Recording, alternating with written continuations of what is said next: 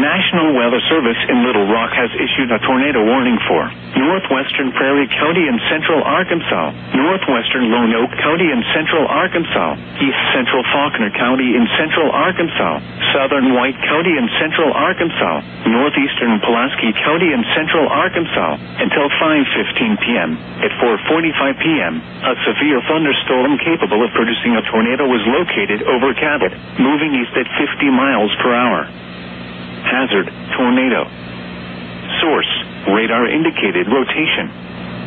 Spotters are also reporting a rotating wall cloud. Impact, flying debris will be dangerous to those caught without shelter. Mobile homes will be damaged or destroyed.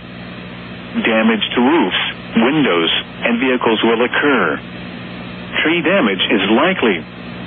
Locations impacted include Cabot, Searcy, Des Arc, Little Rock Air Force Base, Beebe, Ward, Austin in Lone Oak County, Kensett, Higginson, West Point, Thurman, Old Austin, Pryor, McRae, Sylvania, Garner, Griffithville, Antioch in White County, Vinity Corner, Walker,